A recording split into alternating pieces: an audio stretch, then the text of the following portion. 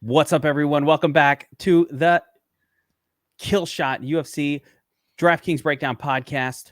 We're taking a look at UFC Fight Night, Andrade versus Blanchfield. And I'm only mentioning that fight because the rest of the card is pretty much garbage. But we've put in the hours. We put in the work to break this thing down. We're betting on it. I don't care if the fights are crap. We're betting on it. We're playing DraftKings. We're trying to take down some more qualifiers, trying to take down some more tournaments. By the way, just going to mention, we made the Super Bowl showdown our bitch over at DFS Army, and I shit you not, the wins were fine. This was a spectacular weekend that we're coming off. Congrats to Tan Guy in particular, who followed up a NASCAR takedown with a showdown, 52K in the big DraftKings contest, 10K in a medium-sized one, 5K in it was everywhere. It was everywhere, and not just Tan Guy. We had wins all over the place. We're going to keep it going. We've got a weekend over at DFS Army filled with a little bit of MMA, a little crappy MMA, but we're going to enjoy ourselves. And then Daytona 500 NASCAR, my favorite race. The opening NASCAR Daytona race is my favorite race of the season. It starts here, and then it trickles down. Gets worse after week one. But bring it back around. Andrade Blanchfield, I got MonkMMAtics, I got Big Marley. They're going to break everything down. Marley's, we got it covered. Got it covered. And I like a lot of underdogs on this card. I hope you guys do too. So let's start at the bottom of the card. Juan Samillo Ronderos taking on Clayton Carpenter. Carpenter, a minus 280 favorite in the opener, with a comeback on Juan Samillo plus 250. This is my favorite number here. Fight ends inside the distance, minus 240. We have got a banger. So I'll start with you, Big Marley, because I don't know anything about these guys. This is the first I'm hearing these names. What do you know about Juan Samillo and Clayton Carpenter? I think that I like Carpenter in this one. I think he looks pretty good everywhere. I don't think he looks great anywhere, but he's good everywhere. There's nowhere I'd be worried about him going in this fight that I wouldn't give him the advantage. Ronderos, I'd say, is primarily a wrestler / grappler, but that was against, low-level competition. And then when he had to step up against Eric Shelton to get into the UFC, I thought he lost that fight. He was getting out-wrestled and out-grappled to Eric Shelton, in my opinion. And David then he Dvorak gets choked out. Then the win. Yeah, and then he gets choked out by David Dvorak in his UFC debut.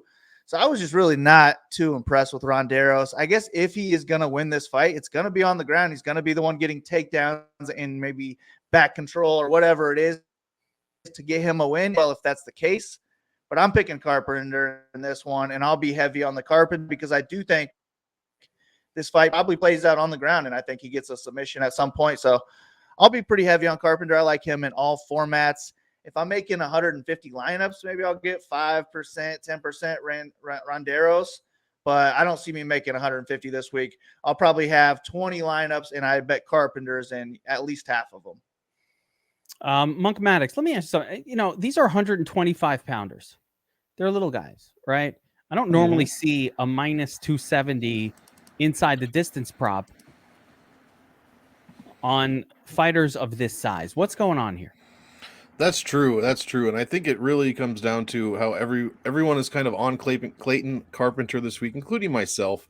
But mostly it's probably because Juan Camilo looked not great against Dvorak, and he's been off for a year and 8 months. A lot of that has to do with being caught doing cocaine. Oh, yeah. You're gonna do it. I'm sure he's not I'm sure he's not the only UFC fighter that does a little bit of cocaine. Of course, Colombia. Just now and then, right? But he's the only one getting caught, so that should tell you something. Maybe his fight IQ is not where it should be. Monk, I'm going to take you a separate direction for a second here. Back in the day, I used to work for a financial company. I don't want to name them. Big company. Sure. And drug testing was a part of not just the application process, but a part of working there at some point. Now, cocaine was like only in your system for a couple days. Marijuana, for those that partake in the devil's lettuce, that might stay in your system for a month or two. But cocaine, it was gone in a couple days. Like, no biggie. You weren't worried about that. You were worried about the other thing, right? When you were getting your tests. So, you know, Juan Camillo, like my boy is partying hard, apparently. No Yeah, on the worries. regular. I mean, that's more of an IQ test over Yeah, a that's drug what I test mean, when yeah. you know when it's coming and cocaine six in your system for like what 2 days or something Couple like days, that. Yeah. like that. It's Be a gone. little Especially smart, especially when you're a 125-pound guy that is completely shredded, it might be in the system for 2 hours. Yeah, he was on it when he got tested. Yeah, exactly. So yeah, I think we're dealing with a fight IQ situation here, and that's what we're going to chalk it up to. But in all seriousness, he looked terrible against Dvorak. He scored like 2 points a minute. You know, he was 6,800 in that one, didn't do anything. He's 6,900 now, going against a big time you know, a guy that UFC is trying to push here as a prospect. He looked decent in his first fight, UFC or the Dana White Contender Series. He scored almost 4 points a minute, gave up only 1.5 points. You know, scored well over a minute, 1.5 points per minute in takedowns and control time. The strength of schedule here for both guys is terrible. So low level, high variance fight is what we're expecting. But I'm with Marley here. I'm really not expecting Ronderos to do much. I will have, yeah, like he said, probably about 5%. I'll be higher on Clayton Carpenter. And I don't like the person that's rostered or that's more expensive than Carpenter. So I might be high on Carpenter this week, despite having no UFC experience. I like that you said that, because I was going to say Carpenter is the highest price fighter on the card that I have any interest of using. Yeah. And he's not that expensive at 9,300. My biggest concern with here is just, you know, 125 pounder, you know, he should be able to get it done against Ronda. I mean, really, he should. I mean, I'd be shocked if Ronderos got it done here. He needs to get it done, but I like it as well. First fight of when the I night. went to look up Carpenter, I type in Clay Carpenter in YouTube, and it's a bunch of Clay Guida, Clay the Carpenter Guida Carpenter. stuff. Oh yeah. Can't even get any footage of this. His name. Yeah, can't get any footage. I'm with you guys both. I think you know, wants a Mio. No, not this time. Not this time. That's not one of the underdogs I think I'm going to be targeting here. But second fight on the card, UFC veteran AJ Fletcher taking on Themba Garimbo. Fletcher is a minus 260 favorite, interesting, with comeback of plus 220 on Garimbo. Fight ends inside the distance, is a solid but not spectacular minus 160. Now, Big Marley, I said Fletcher is a UFC veteran, but what he hasn't done yet is win in the UFC. So he's fought, but he's lost both of his fights, and now he's a heavy favorite, which I always find interesting, right? He's a heavy favorite after having lost both of his fights. So stylistically, what's going on here, Big Marley? Why is he favored? And stylistically, how do you see this fight playing out? So I watched Garimbo first, and I thought he looked pretty good because I watched 2 of his wins to start.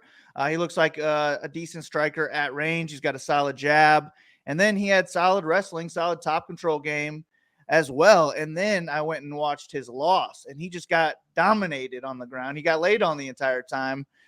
So that's kind of what Fletcher is. Fletcher is a wrestler, and I think he can have a lot of the same success that the guy who beat Garimbo had. And I think that if if Fletcher can close the distance, I think he can have the striking success on the inside, whether that just be winning minutes or getting a big knockout or just leading to takedowns, which I think is more likely. So I do agree with Fletcher being the favorite here. I think he's going to win this fight with a wrestling heavy game plan, and that probably scores well on DraftKings. So I do like Fletcher here, but I'm somewhat interested in Garimbo. I think he can have success of his own. Maybe if he can get the takedowns on Fletcher, he could have success there. Maybe even get a submission, or if he could just keep the fight standing and keep it at range, he could win a striking match there. It's not really a knockout fighter though. So for DraftKings, we would want him to be going to the ground and somehow have success against the wrestler. So I'm more interested in Garimbo than I am the guy we just Ronderos.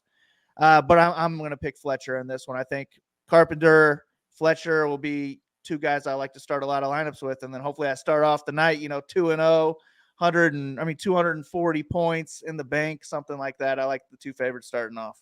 Yeah, I don't know. The Zimbabwe MMA scene is not necessarily known for producing elite wrestling talent. And I'm a little concerned with the fact that he lacks knockouts in his Zimbabwean / South African MMA scene previous fights. Like, I haven't heard the greatest of things about the skill sets. One thing about Themba MonkMMAtics is he does have a massive reach. I'm not sure he knows how to use it all that well, but he does have a pretty massive reach relative to AJ Fletcher. 67 versus 76, according to Tapology. Who knows how right or wrong those numbers are? They are not always necessarily correct. But what do you see here on the numbers? Does anything about this Garimbo guy stand out as giving him an ability to beat again a guy in AJ Fletcher who, he's averaging over over 2 takedowns per 15. He's a wrestler. He's but he's only lost in the UFC so far. Yeah, according to the stats, if you take round by round scoring out of it, he would have beat Matthew Semmelsberger pretty handily at 6,900, but did not look good against Angelusa. So I think, and he's also coming into this one on short notice. He was not Themba's original opponent. I forget, someone named Goss or Ross or something. I cannot remember off the top of my head. But so usually I fade guys that are coming in on short notice. I'm probably going to be all over the $9,100 salaried fighter this week. Fletcher puts up, almost 3.5 points a minute. He gives up a ton as well. I just think this is probably a get right fight for AJ Fletcher, especially at 9,100. Like I said, I'm probably going to be 50% on 93 and 9,100 this week, just because there is no one else, to be completely honest. But I do expect Fletcher to look decent. Hopefully he gets a finish here. And speaking of, numbers not to trust, I don't know that I trust UFC's number for AJ Fletcher's height, 5'10". He's probably more like 5'8", if I had to guess. So I'm sure he's going to be giving up a ton of height. He's going to be giving up almost 10 inches of reach, as you alluded to. But I think he will be able to get inside on Garimbo.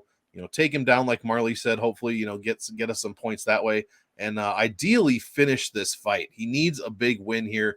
0-2 in the UFC. He's only 25. Well, he'll be 26 years old, it looks like, on fight day, actually. So maybe he can get a birthday win and put himself on the optimal lineup at 9,100 to 13x. That's about 120. So I think he can do that against the UFC newcomer.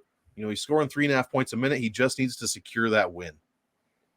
Yeah, I'm with you. I like wrestlers, and I like the fact that Fletcher is going aggressively for he doesn't actually have a wrestling background, which is interesting in its own regard about Fletcher. It's not like he wasn't a high school wrestler or a college wrestler or anything like that, but that seems to be his game in the UFC. But more importantly, Fletcher is out of the UFC if he loses this fight. This is your last chance, and I like it, that back against the wall thing that happens when you lose and you're out. I like that. I like that extra pressure on the fighter. I think it gives you, I don't mind it. I'll take it. I don't know if I'm laying minus 260 on this guy. I'm not doing that. But no, don't parlay him. Don't lay the money line. Just put him in your lineup. You got to show me you know how to win before we do that. But I like the spot. All right, next up, I do think there is an underdog in play in this next fight. So we'll see what the goats over here think, but I think there might be an underdog in play here. We've got Nazim Sadikov taking on Evan Elder. Sadikov is a minus 170 favorite, and the comeback on Elder is plus 150. Fight goes the distance / ends inside the distance. Even odds, minus 115. Pick 'em. 50-50 shot. Now, Big Marley, what's interesting about this fight is you've got a 23-0 fighter, and that's like, who is that? Khabib? No, it's Kusain. Wait a minute. Wait a minute. Fight. Wait, I went to the wrong fight. Hold on a second. Is that fight even still on? Wait, it's not on my screen. Yes, the order's a little bit off. Yeah. What? Oh, they're fucking with me. All right, forget about my 23-0 guy. I was thinking of Kusain. God damn it. Not this guy. All right, forget everything I just said about a possible, because that was the other fight I'm thinking about. All right, I had a whole thought process laid out for a different fight, but we're talking about. All right, so I'm just going to throw this one over to you, Big Marley. Tell me about these two fighters, because clearly I have not memorized the names as well as I should have. So yeah, this Nazim Sadikov, I think something like it. Sadikov. From I Brooklyn. like him in this fight because I think the biggest advantage here is going to be his striking. I think he does look like a pretty good striker. He's improved a lot over the years, it looks like. But he's got power in his hands and his kicks, and he could knock out Elder with either one of them.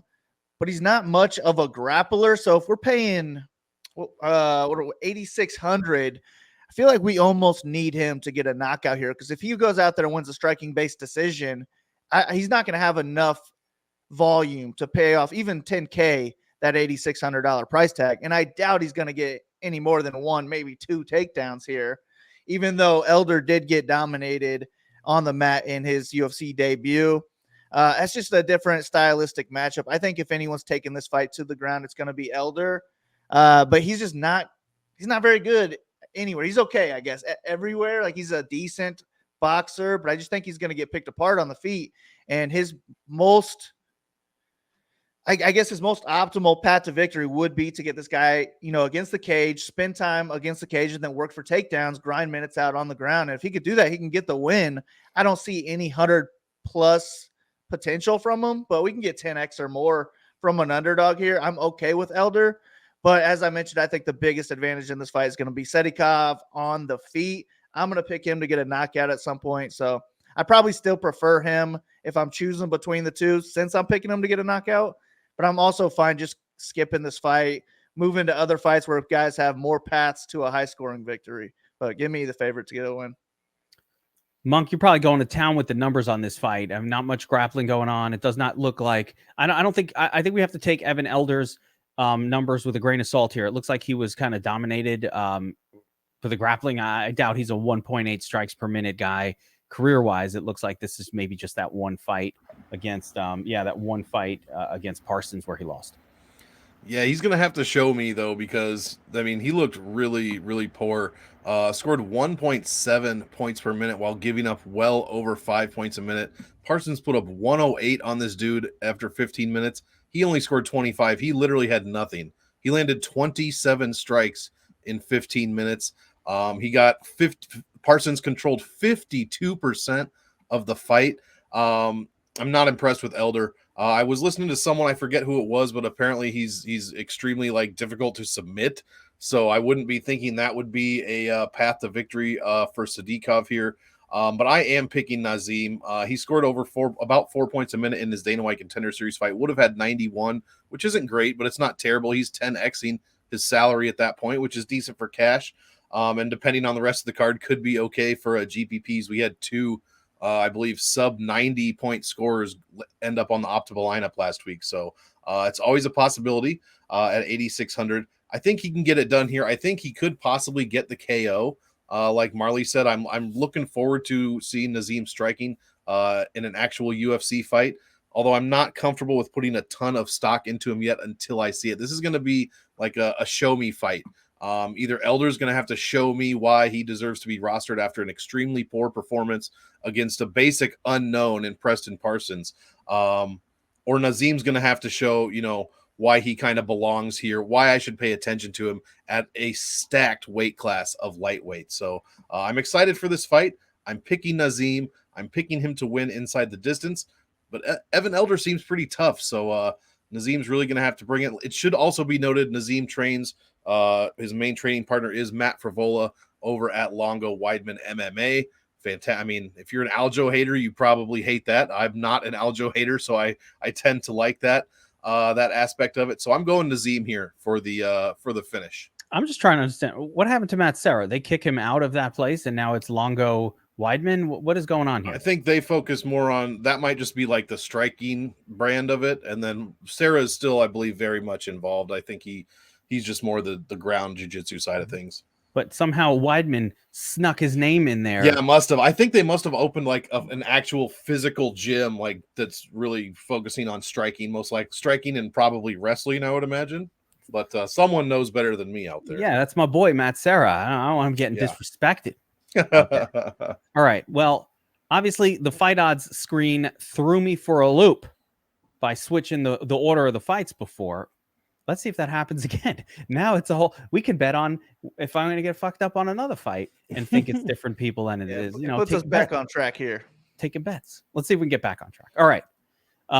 Next up, we've got Owen St. Preux taking on Luis Philippe Lins. And I'm going to just tell you something about this fight. Friends, don't let friends bet on Owen St. Preux. That is just lessons for life. Lessons for life. Can't stand OSP. Not my favorite. Very boring fighter.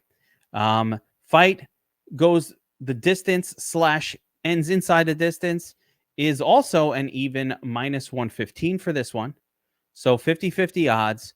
And Big Marley, I mean, I've watched a lot of OSP fights, and one thing that does not tend to happen is a lot of fantasy scoring on his part. Yes, he can get a submission every once in a while, but it doesn't happen. And I also saw a picture of Felipe Lins. I don't know who this version of Felipe Lins was, but he was kind of ripped and like looking like in good shape and ripped, like muscles everywhere. He looked like Big Marley with the 17-inch guns. I don't even know what the hell's going on here because he was like a fat slob the last time I saw him fight a couple of years ago, and now he's ripped. What is happening out there? Up is down, left is right, cats and dogs living together. It's total chaos.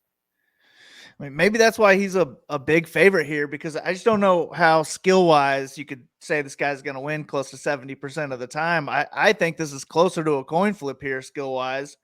But on DraftKings, I just think we're going to need a finish for either guy to score well. And I'm going to find a picture of him right now so I could show it on the screen while you talk. All right. But yeah, I mean, if either one of these guys wins a decision, I just don't feel good about them ending up on the optimal lineup. So I'm personally just going to fade this fight. I picked OSP because I think it's closer to a coin flip. I think the value is on the OSP side, and he can win this fight on the feet or the ground. He's just going to need a knockout or a submission to score well because the guy's coming off a 55-point win against Shogun Rua. So it's just not a DraftKings fight I'm looking to target. Really a fight I don't care about at all. Might step away and do something else while this fight happens and just hope that it goes the distance. And we probably don't care who wins if that's the case because they likely won't score 100 points. So give me OSP in a split decision. Oh, boy. Fight. Oh, boy. OSP. First of all, look at how ripped Felipe Lins looks over here. Right? This is like a fresh new version of this guy. I'm telling you, he was a heavyweight. Now he's a light heavyweight. He looks good. He looks good. That's all I'm saying. Looks good. OSP going to throw 1.5 strikes per minute, Monk, and somehow pull a decision. How does he win, Big Marley, if he doesn't get a finish throwing 2 strikes a minute? He just has Lins throwing 3 strikes per minute, and the judges see it his way. No. Man, something's got to go down there. Monk, how do you see this one playing out? And Felipe better look good. He won that millie off of PFL. I mean, you got to do something with that, right? Yeah, this fight's garbage. It's way too wide, I think, the odds makers, because it's not because Felipe's good. They both are equally terrible. Owen scores less than 2 points a minute, less than 90 per win in his UFC career. He's only gone over 102 out of 14 UFC wins, guys. And he's only gone over 90, I think, 8 times out of his 14 UFC wins. Not looking forward to this extremely low scoring, low output fight. Felipe's not much better. I mean, his numbers, he scores half a point more than Preux, which is less than 2.5 per minute. Scores 91 in his one UFC win. Gives up 78. Like, there's no points in these fights. There's almost no point to this fight, I should say. But, you got to get the 39-year-old OSP in there. He's had a gazillion canceled fights. If Felipe Lins loses, he's, probably done. Like, loser leaves town match. Can we at least have that stipulation so I can at least cheer for something good to happen here? because one of these guys probably doesn't belong, deserve to be in this They're spot. going to keep rolling out to be honest. They're going to keep rolling OSP out there. It's so sad. And he's $1,000 under his average salary for the UFC. But in his last 5, he's 900 under his last 5 average. I used to kind of like him. He's from Knoxville. My girlfriend's from Knoxville. And he's occasionally fun to watch fight, but his numbers are even worse in his last 5, 74 points per win over his last 2 wins. I'm not interested in this one. Like Marley said, go take your wings out of the air fryer, throw them on the grill during this fight, and then you'll be good to go. One of those was a finish. Like sometimes he gets a finish. Yeah, over Hua. What year was that? Doesn't matter. Hua was washed. It was fair. But and he knocked out Alonzo Menafield, in fairness. But sometimes crazy. Sometimes he gets a finish, but it's always like a 1 strike, kind of like out of nowhere. Well, he's laying on the ground. All of a sudden, the ref calls it. You're like, wait, what happened? Oh, he Von Flued that guy. I didn't even see it. Yeah. And I don't see him taking. I don't know. I don't see him taking Lynn's down. This guy, I don't see it. I don't see it, man. This one is. I'm taking a stand. Just imagine paying 8, and he could say OSP gets KO'd early. I mean, my bad. All right, I'll chalk it up. I'll eat that. But imagine paying $8,800 for Felipe Lins. Just try to picture yourself clicking the button. I can't even do it. I'm not clicking that button. No. I'm not clicking that button. All right, here's an interesting one. And actually, I kind of think the underdog should be favored in this one, but it's just like it's my geek math. So I'm going to hear the real math from you guys, but I kind of think the underdog maybe shouldn't be an underdog here. I don't know. Hussein Askabov taking on Jamal Emmers. Looks like Hussein actually opened at -155. He is now sitting at -132. Jamal Emmers, his opponent, who, by the way, went to a very close split decision with Giga Jakadze, who is really good, it turns out, right? Like at that time, we didn't know, but now, that split looks really good.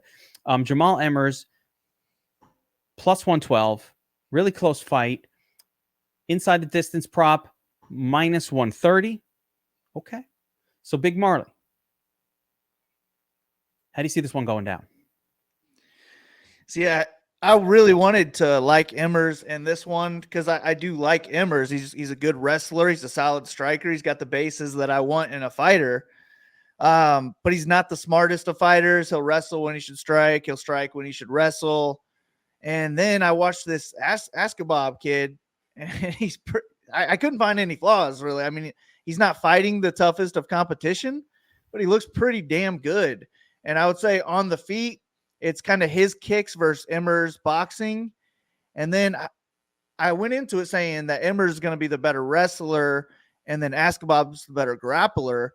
But I don't know, man. I haven't really seen Askabov taken down much. He's getting a lot of judo throws that work really well for him. He's got a lot of slams that are going very well for him that he could turn into a submission shortly afterwards. So I had to like the favorite in this one. I think he's more dangerous and just not trusting what Emmers is going to do. I'm going to go with Askabov here. 23-0 speaks a lot as well. And I think he has a lot of ways to score well. I think this could be a high volume fight. It could be a lot of takedowns, maybe on both sides. Well, let me ask you this. Let me stay on that. Let's keep it on that point for a second. Both of these guys are pretty good, right? Like Emmers is pretty good. Yeah, Emmers has a win over my boy Sandhagen. Yeah, a long time ago, but yes, right. And then you've got Hussein. This guy he's got a great record, at the very least, and 23-0. He's got a great record against a bunch of no. Do you see the fight scoring well? Like, is Hussein really going to put up a good number against Jamal Emmers?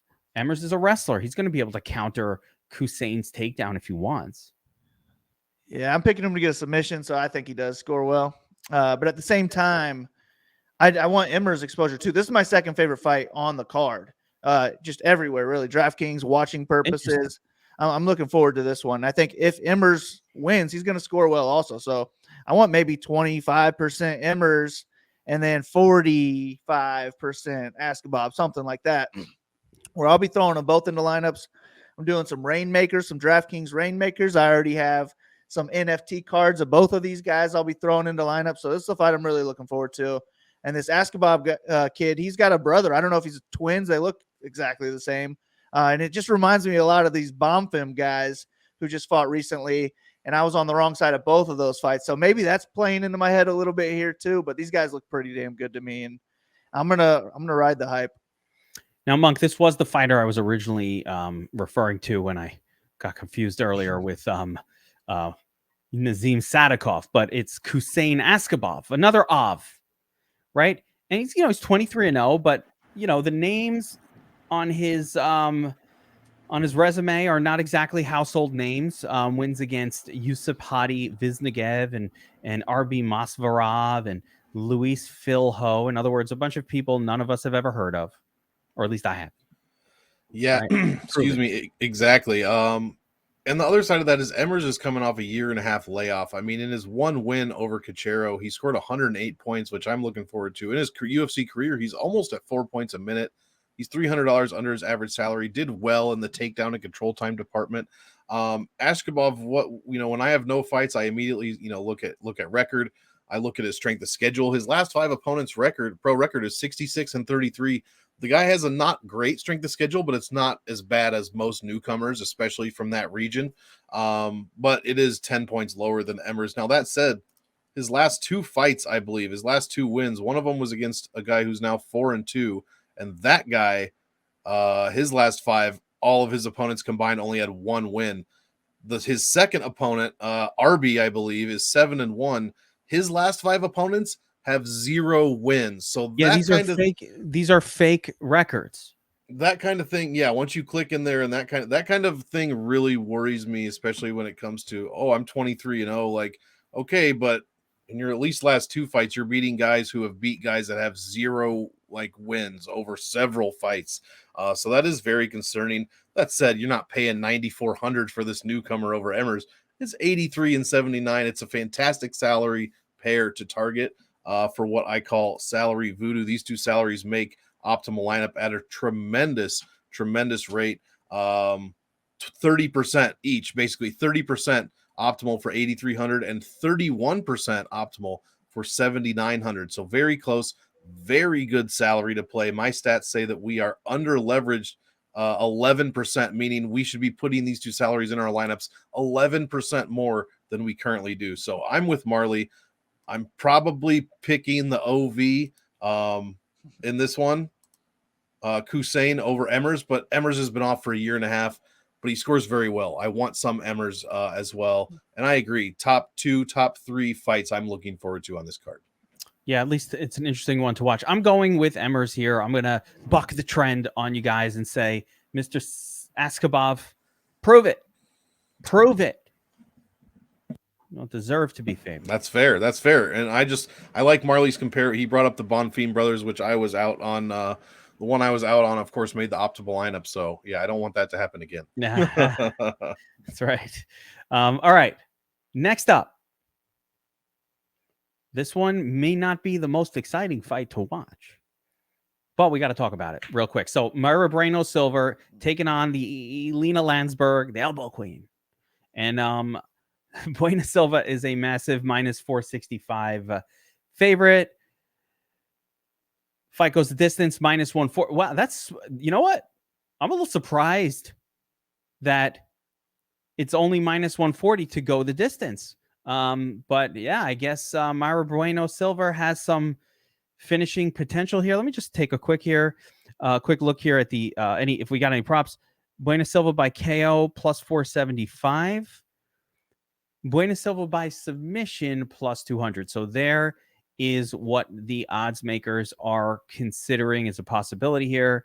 Mayra by submission. All right. Big Marley.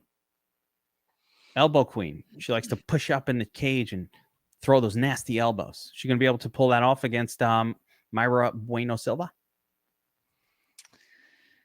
I mean, I doubt it. I do think Silva's just the better fighter everywhere here. Much younger, faster, more skilled.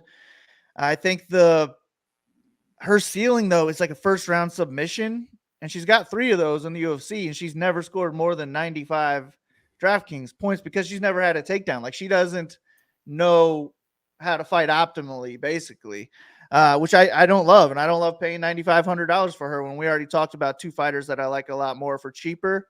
So I'm just probably going to X Silva out of my lineups for GPPs anyways. I think she's a fine cash game play, a fairly safe win. But I just have no interest in her. I don't think she has a path to victory that would score 120 points where other fighters on this card do. So I'm going to X Silva out of my lineups. I really don't care for Landsberg either, but I made a lineup today that put her in it just because it allowed me a lot else with the rest of my lineup. So no. Apparently my preferred play in this one is going to be Landsberg, and I think she can keep it close, maybe win a bad decision, score 60 points or something like that. I don't see a ceiling for her either. But she did score like 42 points on a loss in her last fight against Carol Rosa. I bet Carol Rosa in that fight, and she made it a lot closer than it should have been. So I think she could do the same thing here. I would take Carol Rosa over Bueno Silva here. So I guess let's go underdog on DraftKings, maybe in 5-10% of lineups, but I have zero interest in Silva on DraftKings. Now, Monk, the stats here, I mean, and these two have fought enough times that these stats are legitimate. Lena Landsberg, 48% takedown defense, not very good, but Mara Bueno Silva has attempted exactly 0 takedowns in her UFC career, and that spans 1, 2, 3, 4, 5 fights. So I don't know. I feel like the numbers are telling us something. What are they telling us here? I hate to correct you, but I think she actually did attempt 1 takedown against Wu Yanan. It was, of course, unsuccessful. So she has an unsuccessful one. There we go. 0 of 1. Yeah, and Marley touched on something interesting. He said Mayra Bueno Silva does not fight optimally. Now that I find that interesting because on my show, Game Theory, which you can check out on my YouTube channel, I did kind of touch on that when it comes to the main event. With fighters fighting optimally, fighters that make the optimal lineup tend to fight optimally. It sounds like a ridiculous statement, but I mean, once they make that optimal lineup in the future, they tend to make it again. It seems like more often than not. So I'm kind of trying to focus on those fighters. This fight has none of those fighters. This is Lena Landsberg, 2.5 points a minute, 81 per win in her last 5 against Mayra Bueno Silva, 2 points a minute, 83 per win in her last 5 in her last 3 wins. Like Marley said, if there's a finish, it's going to be probably a Silva submission, round 1, round 2. She's not going to score well. I mean, even when she finishes by sub, on average 91.3 points, guys. We're not even close to 10xing. We're not even close. We're at full fade. Long story. Yeah, let's get past. I don't have to talk any more about it. Full fade on this fight. Landsberg has a win rate, or the salary of 67 has a win rate of 5%. I'm not interested here. If Silva's really going to have to do something crazy to score over 100 points, I think you can X her out. Focus on 93, 91, whoever else you want to get. Too many sexy fights at 93, 92, and there's actually good scoring fights. She's $1,000 over her average salary of her last 5. $1,000. I don't mind Marley's play, though. You convinced me a little bit on Lena that, you could get if she just somehow found her way to a striking-based decision. Gets a win for her 41st birthday here in a couple weeks. The only bad thing is that when you build that lineup, that's the one I already made, I'm sure. So that's I'm going to split it with everybody else. You're sharing. Yeah, there's not too many versions. There's going to be a lot of splits. 11 fights. If we keep them all, it's going to be better. But make sure you get different this week, guys. Reminder, if you're enjoying the show, first of all, let us know who you like, audience, in these fights. If you like an underdog, put it in the comments section. We'll call you out if you get it right on the next one. And of course, we appreciate the likes, the subscribes. If you want to know when we're putting these videos up, and of course, all the other great content you have on the DFS Army YouTube channel, daily price pick shows and NBA breakdowns, and of course, NASCAR's coming up and all that good stuff, all the DFS content you want. Your head will explode, money, pockets exploding with cash. Subscribe to the channel, like, notify, all that good stuff. So, moving on. A couple of veterans. We've got Alex Hernandez taking on Jim Miller. Hernandez a minus 230 favorite here. The comeback on Jim Miller is plus 190. Fight ends inside the distance, a solid minus 215. And, this is a really interesting fight. I like Alex Hernandez, but he does find a way to lose his fights. And Jim Miller, no more Lyme disease, looked good in the last couple fights. But, I can't forget that Scott Holtzman made him his bitch just a couple fights. It wasn't that long ago that he was getting ragdolled by Hot Sauce Holtzman. So here we are. Big Marley, you've been a bit of a Jim Miller whisperer. I feel like I've gotten a lot of. I like Jim Miller fights. How do you think this one goes down? I like Hernandez in this one. I think, well, in his last fight, he looked really good in the first round against Billy Quarantillo until he gassed out and just got finished by a pace that he can't keep up with. But if he can do that same thing here, Jim Miller cannot come back and put up that same pace in the second and third round like a Billy Quarantillo would be able to. So I think when Miller is at his best, Hernandez will be at his best also, and I think he'll be the better striker, the better wrestler, the stronger guy, the faster guy, the more powerful guy, the guy who can dictate where the fight takes place. The only advantages I would give to Jim Miller at this point are experience and submission grappling. I think his ceiling would be he could get a knockout too. He's been getting some knockouts lately, so we could get a finish from Miller, and that would score well. That would put him on the optimal lineup, and I'm okay with some Miller exposure for that reason. But I just think it's a really good matchup for Hernandez at this point to get back on track. And I think if they do make it out of the first round, I see Hernandez being the guy who wins the second and the third round in this one and takes it on the scorecards. Give me Hernandez 30-27. I'm okay with him on DraftKings as well. He's got big power, could get a knockout. He could land multiple takedowns, in the second or third round in this fight and put up a good score on the cards as well. So I'm cool with either side of this fight, but I like the favorite. Monk, Hernandez coming into his prime. He's 30 years old. When he broke into the UFC, he got that big KO kind of shock finish. And I think maybe they stepped up his competition level maybe a little quicker than they should have. And he was this young guy. He's coming into his prime at age 30. Jim Miller, almost 40 years old at this point. Which of these guys, has Hernandez got the cardio? I'm not quite sure because Hernandez has cardio issues or he's had them. But does he have Miller beat in that area?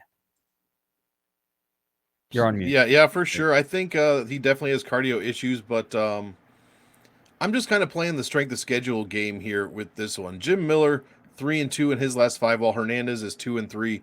But we got to look at these names here. Jim Miller's beat a retired Cerrone, Nicholas Mata, who's a newcomer at the time, and then Ghost Pepper Eric Gonzalez, who I would never put in a lineup or plays a bet on or anything like that, who somehow has another fight coming up, but that's another story. Miller, before that, lost to Joe Selecki, a very decent loss, and then Vince Pichel, a very good loss. I really like Vince Pichel. Meanwhile, Hernandez is out here losing to guys like Thiago Moises, like Money Moicano, like Billy Q. Long story short, Miller's losing to the guys he's supposed to lose to, and he's beating the guys he's supposed to beat. That said, Miller's almost 40 years old. Hernandez this is Hernandez probably not easiest, but I'm going to use that word even though it sounds disrespectful. I don't mean it, but this is probably going to be Hernandez's easiest fight since Mike Breeden. I'm expecting him to get probably a decision win, but like Marley said, a KO win wouldn't be bad, and you almost kind of need that, I think, to pay off the extremely high salary of $8,900. I don't really mind it this week because there's not a lot of top end that I really do like, but he is almost $400 over his average salary for this one. And those cardio issues, man, Miller, if anything, has somehow become, all three of his last 3 fights have ended in the second round by finish. So like Marley said, if this gets to the second round, he's favoring Hernandez. I'd want to at least be a little bit more trepidatious on that just because of Jim Miller's, second round finish streak. But I'm really on the Hernandez side. I'm probably going to be under the field to this fight in DraftKings overall. I just don't trust either one. Hernandez is averaging 109, almost 110 in his last 2 wins, but in his career, it's only 96. So I just don't know if I can trust him a ton. I don't know. I like Hernandez a little bit here. I like the youth. I think he's got more strength than what Miller has. And I think we've seen gassers, the high inside the distance prop.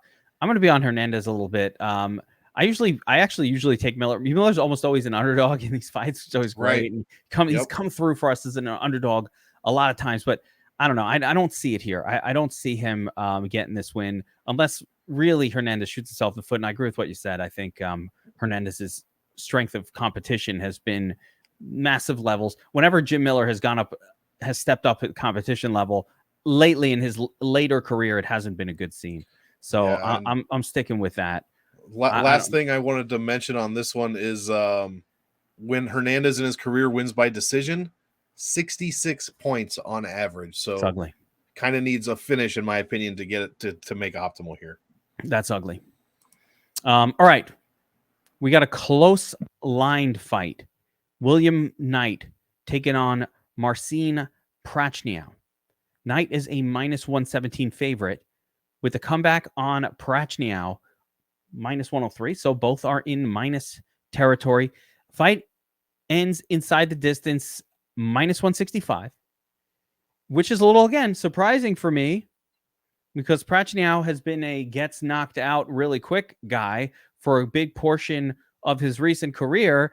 And yet what? He lasts for 1 or 2 fights, and now it's all behind us and it's all forgotten. His chin's fine. It's fine. Nothing to see here.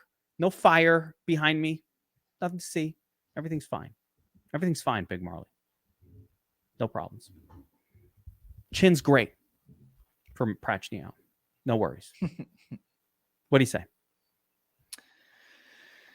I mean, I don't like this fight from a betting stance because I wouldn't want to lay juice on either one of these guys. I don't trust either one. I don't think either one's very good. But I do think it kind of makes sense on DraftKings because they both have 100-point upside and they're right there in the mid-range. So I don't know, man. This is a coin flip to me. And if the line moved to either guy being the plus money, that would be my pick. I think that Prachnia is the better striker. Knight's the better wrestler. Both guys got power, but I'd be more worried about Prachnia's chin.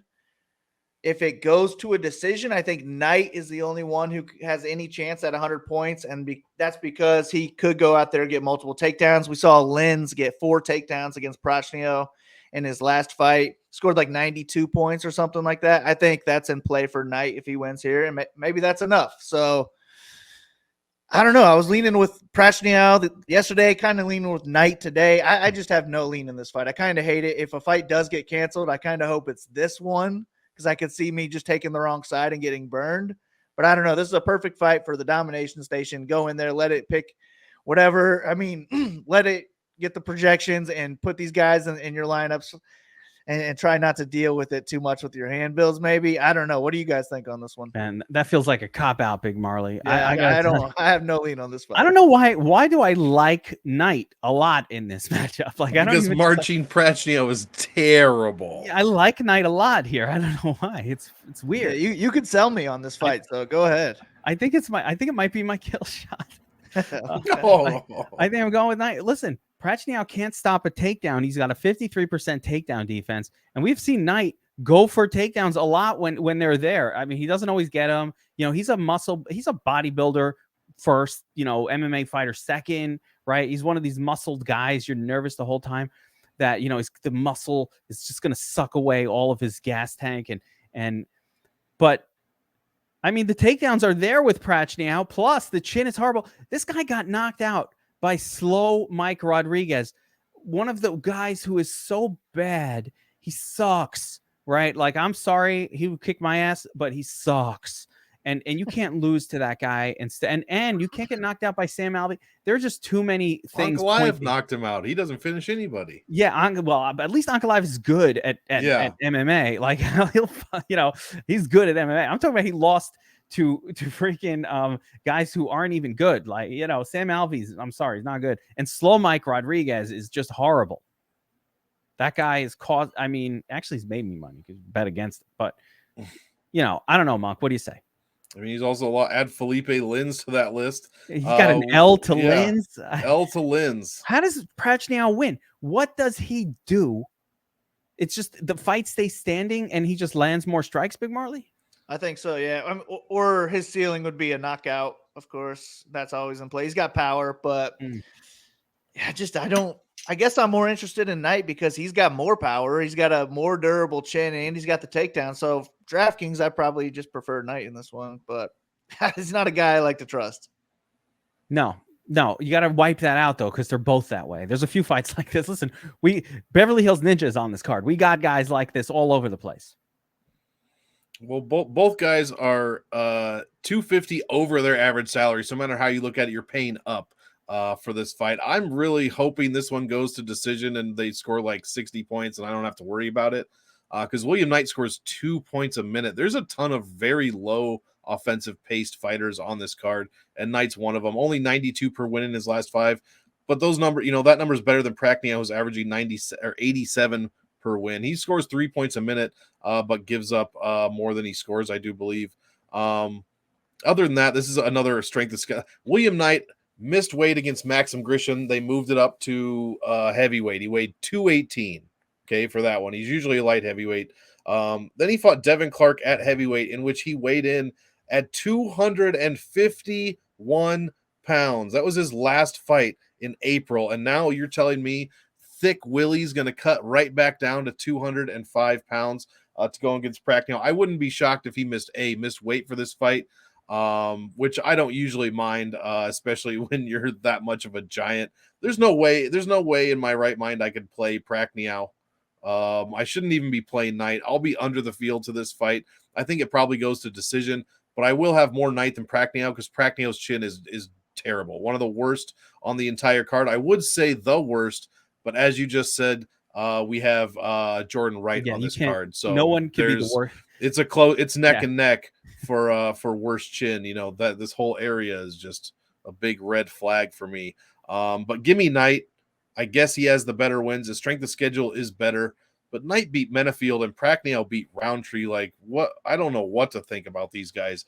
I just think Prachnia is probably worse, and Knight somehow makes it 15 minutes in these fights despite being a muscle bound. Just there's a dude that's just muscle bound. But yeah, give me Knight for the win, and I'm not happy about having to roster him though. Pointing out that I didn't actually say that Knight was my official kill shot for the contest. Oh, okay. I already had it down. I might do it. So I see you typing my name. So just a side note is that we have a kill shot contest going that we started. We're gonna like a little competition, a little fantasy kill shot kind of thing we have going on in the background, and we're tracking these. So now I got to be really careful about my kill shot selections. Monk's in there typing names. That's right. Down real quick. That's right. All right. Next up, we've got Josh Parisian taking on. I mean, this fight, this card, this is the second. I mean, we're almost at the main event here, and we're talking about Josh Parisian against Jamal Pogues. You're the Stormtrooper. So that just tells you what's going on here with this particular card. It is not a good one. But who cares? The money that we can win betting in on DraftKings is just as green. It doesn't matter who's fighting. So anyway, Parisian taking on Jamal Pogues. Parisian a +205 underdog. Pogues, UFC newcomer, -245 favorite. I believe he's a newcomer. For heavyweights, the distance prop is a sad -120, unimpressive. And Big Marley, I guess I'm going to shoot it over to you and say, do either of these guys, I think Pogues has a little grappling, but do either of these guys do anything that should lead to quality, fantasy production? I think Parisian scored well in his last fight when he was able to get on top of Alan Badeau, who's really not any good.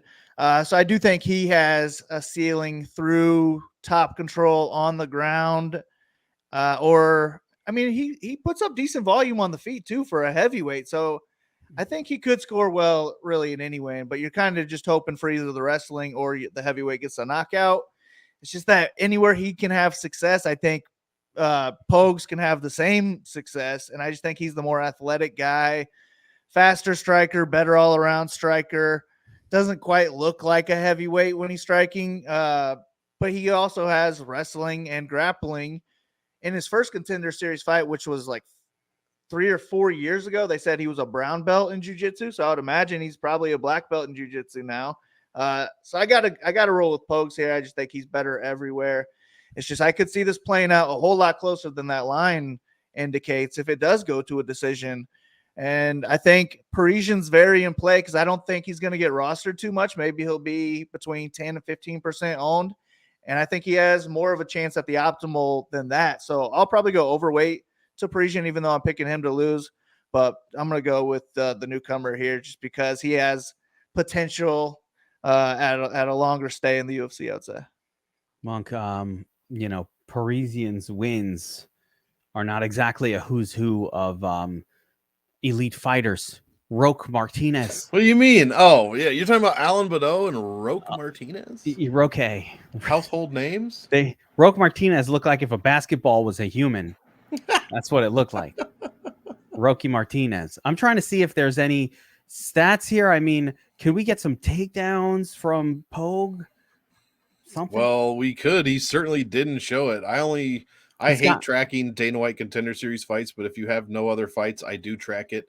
He would have scored 1.87 points against whoever the hell he fought, Hernandez Jr. 58 points in that win is what he would have ended up with. 58. We're in Waldo Cortez Acosta territory here. He landed 69 strikes, and that's all he did. He did not have one iota of a second of control time. He didn't even look at a takedown.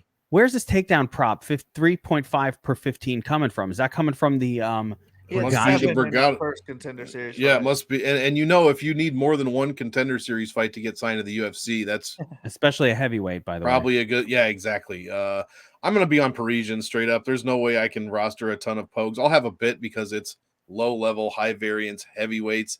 You just saw what happened with Tafa and Parisian's brother. So you have to, Tafa made optimal lineup. He's trash. He's a terrible heavyweight. And he just made the optimal lineup. So you have to have some of both guys. All right. I understand this for the reasons I just said. If he's 10 to 15% Parisian, like Marley said, I'm going to be double that minimum. 7,200. The guy scores 3 points a minute, which is really cream of the crop on this card. 99 points per win against Badeau and Martinez. We don't like that. He did get KO'd by Dontel Mays. Was that the humping? Did he hump him to death? I don't remember if that was the one. And then I guess he did fight his brother. He did fight Parker Porter, in which he scored 48 points in a decision there. So I think he has a decent floor if this goes to decision. Pogues showed he had the lowest ceiling on the card, scoring 58 points in that win. So give me more Parisian than Pogues. But like I said, you got to roster them both. Parisian gives up 5 points a minute and 115 per loss. So I think the winner probably scores well. I mean, there's paths where the winner scores very, very well here. I think just defensively, it's worth pointing out that Parisian 42% takedown defense. Pogues does go for a takedown on occasion, and there is a path for Pogues where he does a lot of that grappling, where he can actually score okay. But beyond that, I think at 9K, Pogues is competing with, $9,100, $9,300 guy, and a couple of other. Which I like both of those guys a lot more than Pogues, I think. Yeah, they look like they're like that. I'm just going to name them based on their salary as opposed to their names. $9,300 guy looks pretty good in this card. So Fletcher and what's his name? That's all I mean, at some point. So we've got another expensive guy here. I'm going to call this one $9,200 guy that is in a potential early finish fight here, and that's Zach Powga taking on Jordan Beverly Hills Ninja Wright. Powga minus 270 as a favorite here with a massive minus 460 inside the distance prop on this fight, guys. And, I talked about Prachnia. Prachnia has a better chin. Sorry, that's hilarious. He actually, I thought, oh, no one has a worse chin than Prachnia. Yes, somebody does. And that's the Beverly Hills Ninja. And it's like the M&Ms and Santa Claus. He does exist. And then they both just pass out. It's a real person, Big Marley. Not only that, but I would say he has the absolute worst fighter name that you could ever. Malibu Ninja. What is he? The Malibu Assassin? Anything Malibu or Beverly Hills associated with fighting, those two things, they don't go together. Big Marley in Malibu. you drive your fancy BMW, you go to the beach. There's Well, not he's a lot the of Beverly fights going Hills on. Ninja, which I think is even worse. Beverly Hills Ninja is even actually Malibu is probably wealthier than Beverly Hills. It's probably Yeah. more expensive. It's like people from Beverly Hills, their beach house is over in Malibu. Like it's the level of I don't even what's the word? The level of privilege goes up in Malibu. Like you're richer in Malibu. Like Charlie Sheen lives next door. Yeah, 2.5 Men. Great show. I used to watch that all the Sounds time. fun. You know, he's out in the backyard with the other dude and the kid. They're at the beach picking up chicks. By the way, wait. Let me side note this. Are you watching The Last of Us on HBO? Because the girl who used to stalk Charlie Sheen in 2.5 Men is playing a character of like the leader Yeah, of she's like like the next big. She's a huge actress now. She's been in a bunch of shit. Yeah, really? yeah. She Melanie seems- Linsky, I think, is her name. She's like the tough leader of this group, and I'm like, this lady does not seem tough at all to me. Like this is not working for me. But nonetheless, I don't want to spoiler it for anybody, so I won't say. Great anymore. show. Go watch Yes. it. All right, Zach Powga against Jordan Wright, Big Marley. The ninja against. Tell me about Zach Powga because he's a newcomer and I am not familiar with him. See, I think he was on the most recent season of The Ultimate Fighter, and he lost to Usman's brother. He just looks. I mean, he looks like a boxer. That's really it to me. But Jordan Wright is somebody who I've picked against every single time. I think I've bet against every single time. Just somebody I always look to fade against UFC level competition. I just don't know that Zach Powga is UFC level competition. Yeah, is this UFC level? Yeah, especially to earn a minus 275 money line. So, I mean, I wanted to like Powga here and try and make a some sort of reason to make a parlay with him, but I'm on the underdog, man. The line talked me into the underdog here. I think Jordan Wright is very in play in round one here. I think his karate can beat Powga's boxing, and I think he's the better first round grappler in this one too. He out dominated really Todorovic in the first round of their fight, and I think Powga is much worse than Todorovic. I think Wright could finish him in the first round and absolutely break the slate here. It's just that he falls apart after round one. I do think Powga comes more into play in rounds 2 and rounds 3 here. Probably does get a knockout if the fight gets there. Minus 165 inside the distance. That's pretty solid, but you're really paying up for him. And if he gets it in the second or the third round, is it going to be enough to be on the optimal lineup? I'm not sure. So I would rather just take my chances on the underdog here, who I think if he wins, he breaks the slate. And I think he has a chance to win this fight. So give me Jordan Wright. I can't believe I'm saying it. Ninja. Yeah. I'll probably regret it. I mean, he's not any good at all. He's good for about 3 minutes or so, 4 minutes possibly. It's just the longer this fight goes, the more it's going to shift into Powga. But maybe Wright can get it done for me one time, and then the next time he comes out, hopefully he won't be as big of an underdog because he'll have impressed people for once. You know, if Jordan Wright didn't grow up in Beverly Hills / Malibu, but he had grown up in Chino, he'd be a little bit tougher. In a couple fights as a kid. That would be ironic because his Chino is what's lacking. That Chino, yeah, it needs to get a little better. But, a couple fights, they toughen him up a little bit. Maybe all these fights are toughening him up. I love the underdog call here. So, Monk, I'm anxious to hear what you have to say about this one. Yeah, I don't think it's a matter of time. I'd be shocked if this one gets to the third round, to be quite honest. It's if Jordan Wright's chin gets touched, that's it. It's just it. He's done. He takes it terribly. Then he takes another one. Next thing you know, he's on the ground. Next thing you know, he's getting finished on the ground. And that's just how Jordan Wright fights go. It's either kill or be killed. And lately, it's be killed for Jordan Wright. That said, in his one UFC win, he put up 112. He's giving up 107.25 per loss. He's scoring 5.5 points a minute. He's giving up 6 points a minute. This is a long-winded way of me saying you have to play this fight. You have to play Jordan Wright because like we don't know if Zach Powga is fraudulent or not. He got KO'd by Usman's brother. after, not many punches landed. And then we don't know, his strength of schedule is not great, not the greatest. It's actually a couple points worse than Jordan Wright. But Jordan Wright's only win has been to Jamie freaking Pickett. So what are we doing here? This is a very low level light heavyweight fight. And here's just a few reasons. I'll finish up with saying why you have to roster this. I do some cumulative stats. So since 2021, these guys have fought 5 times total. Jordan Wright has 4 of them. Powga has 1. Average fight time is under 4 minutes.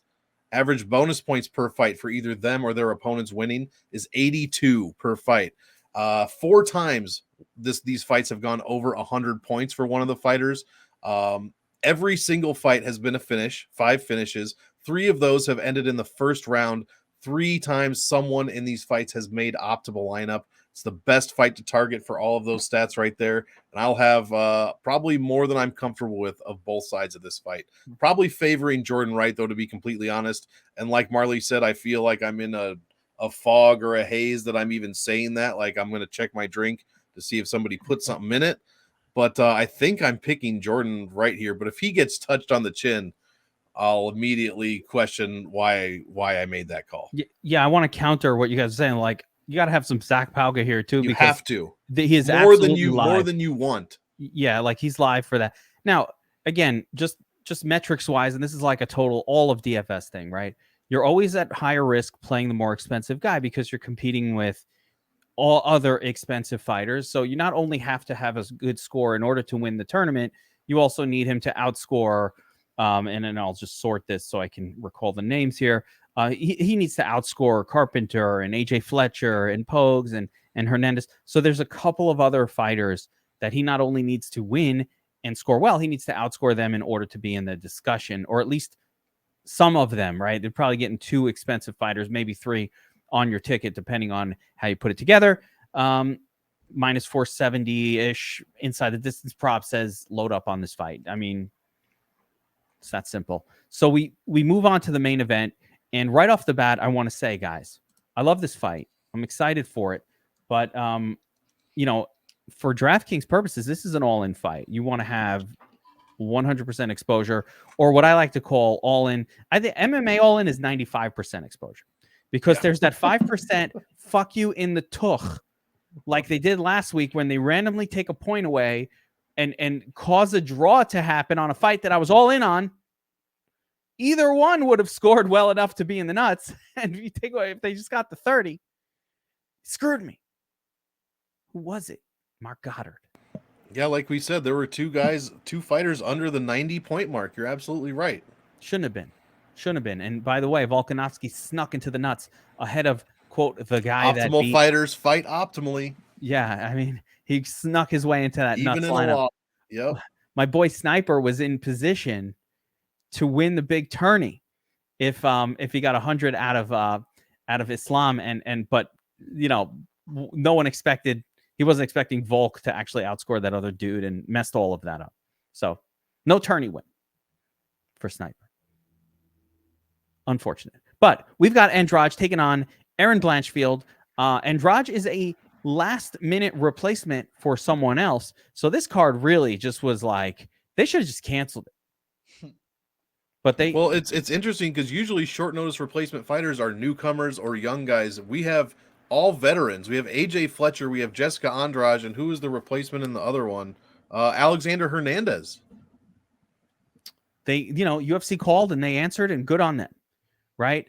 Erin Blanchfield, crazy wrestler chick who was exposed against JJ Aldrich, almost lost a fight, looked terrible. I bet her. It was one of the biggest bets I ever made. I was never more sure of a win than I was when Blanchfield took on JJ Aldrich, and I shit myself watching that one and know that I got lucky. Like, that was the luckiest guillotine miracle choke that you're ever going to see. And now she takes on a nasty, nasty striker in Jessica Andrade, 5 rounds. I don't know if, the line movement, I want to bring this up because it is relevant that the line is moving away from Andrade towards Blanchfield. It's now minus 140. It had been to minus 185 at one point. That's interesting, I think. the fight ends inside the distance is a very solid -215. I think that number is probably too low. I do see this fight not going the distance. I see it ending inside the distance. Marley, striker. Oh, you know what? That's not appropriate for Andrade. Well-rounded fighter in Andrade with nasty striking against a pure grappler in Blanchfield. How do you see it going down? I'd say they're both well-rounded, but in this matchup, Andrade should have a big striking advantage, whether that be a striking-based decision or a TKO. But yeah, Andrade is a good wrestler herself. But I don't know, man. The ground is going to be interesting here because it would be very smart of Blanchfield to be going for takedowns early and often. And if she can get them in, it could be a long night for Andrade or an early one. It could just end with a submission early. But I think Blanchfield could have a lot of success on the ground here. Really, I don't even care. Like, whoever you're picking, you should have 100% of this fight, though, just because of where they're priced. $8,500 for Andrade. If she wins, she's going to score more than 10x that. She's probably scoring over 100 points. Had 131 in her last fight. And that was 3 rounds. And then Blanchfield, same thing. If she wins, she's going to score well over 10x, and she's probably scoring over 100 points also and breaking the slate. But I'm going to go ahead and take Blanchfield. I think she can go out there and get takedowns. We saw Andrade get taken down, I think, 7 times against Shevchenko. And I think Blanchfield could possibly have Shevchenko level grappling one day. Thanks for throwing the one day because I mean, she's real young and she's got a lot of potential, and she looks like she could be a possible Khabib when she looks her best. So I'm going to go ahead and take the underdog here. I was going to bet it, but the line's getting a little bit closer. So I don't know if I will yet, but I'm still looking at it, and I'll be watching that line. I like Blanchfield here. She will be a core play for me because I'm going to take more of a stand on her. I'll probably have 60%, something like that, Blanchfield, but I'll have Andrade on the other 40%. The other 40. That's the point. That's the part to point out. Listen, if this was a card, Monk, where like it was like fewer fights or something like that, if some fights drop off, like this isn't the worst fight in the world to take both sides of either. Like if you ever had to stack one, even in a tournament, I would say this isn't the worst of them. I could see Andrade getting a takedown. And at one point I thought of Blanchfield, and Marley said it great, as like Lady Khabib. I think that's gone for me a little bit. That shine came off a little bit of her when she kind of faced some women who could stop a takedown a little bit. But how do you see this one going down? Because I'm sure metrically these ladies both score really well per minute. Oh yeah, better than this is. You're gonna have to allow me to nerd out for a second. These numbers are insane. A lot like the Volk and Islam numbers from the week before, like Kamaru and Colby, who I like to reference. These women score through the roof. Andrade, 4.89 points a minute, 116 per win in her last 5. In her career, it's 115.5. She did give up 138 points in her one loss in her last 5. That was to Valentina. But on average, she gives up 113. She's been finished in 6 of 9 professional wins. Losses. Exactly. Blanchfield on the other side, 5.81 points a minute, 115 per win. She allows 1.41 points a minute defensively. She's $1,400 under her average salary, guys. She was fighting Talia Santos. It probably would have been about the same salary, actually, now that I think about it. But I think we're getting a steal, an absolute steal here. What have we been talking about? Optimal fighters fight optimally. Jessica Andrade has made optimal 2 out of her last 4 fights. Blanchfield, 3 out of her last 4 fights. I would be shocked if someone didn't make the optimal lineup. 7,700 is one of the best salaries you could possibly play. Women's flyweight is the second best rate of optimal lineup fighters out of any weight class. Any weight, and it's not even close, guys. We are under leveraged. You want to get some leverage? Play a women's fight. We're under leveraged to them 15%. This weight class alone, 15%. Even Lena Landsberg fights? No, well, I mean, is she fighting that? No, you got to pick one. You do this fight. You see a women's flyweight fight, check their DraftKings points, because that's something you automatically want to target. We're at like 55% optimal. Only I think lightweight is better than that. Let's see, 54%. Yeah, featherweight, sorry, is 55.5%. Women's flyweight, 54.29%. It's being rostered at like 40%. People just don't play women's fights. You would be a fool to not play this fight. I'm going to be 70% Blanchfield here, probably. The only stat that Andrade is better in than Blanchfield, and it is a big one, is obviously strength of schedule. She has one of the best strength of schedules on the entire card. Blanchfield is about 10 points under Andrade, which is a big difference. And I hate to say that because I want all the best for this fight. I'm a Blanchfield stan. I think she can be the champion one day. I'm really excited to see what she can do. I also love watching Jessica Andrade fight. She's one of the most exciting, most powerful, strongest fighters in the division. Fantastic finisher. What is there not to love about this fight? We've talked about trash, absolute garbage for an hour up until this point. This is the one you're going to want to stay up for, to be excited for. Blanchfield scores 2.5 points a minute in takedowns and control time. Andrade gives up 1.5 points per minute. This is a fantastic fight, guys. You have to play it. I'm going to be 70-30 Blanchfield Andrade, and it's going to be no surprise who my kill shot's going to be here in a minute. Well, but I absolutely love this fight. So I'm going to disappoint you in two things right now. Number one, I'm going the opposite. I do like Andrade to get this win. And the reason I like her to get the win is precisely while I love her wrestling. But I did watch it countered by a mediocre fighter in JJ Aldrich, and she was able to stop those takedowns. And on the feet, I think Andrade will own Erin Blanchfield. I don't think it's close. I think her power is unlike anything that Blanchfield has felt. You remember when I feel like it was Cyborg took a punch from Nunes and it was like, wait a second, I never felt anything like that before because Cyborg's usually the one dishing out that power. I think that Blanchfield will have never felt the power of somebody like Andrade. You're right about that. She just hasn't faced anyone like this, and she is going. These women like Blanchfield, who is really purely a grappler, I think they get a little surprised when they get struck, because the women's MMA is very wide range of kind of strikers in particular, and so I'm going with Andrade here. I think over 5 rounds she will catch Blanche. She gets back up. Now the other thing I'm disappointing you on is Blanchfield does not qualify as a kill shot because she's going to be something like 70% owned or 60% owned. So I'm going to have. We don't know that. I think she'll be very highly owned though, like 45%. Yeah, too high for a kill shot. Yeah, I took 13% Modestas Bukauskas last week. That was a good play. Come on, now. That was a real kill shot right there. That's a great kill shot.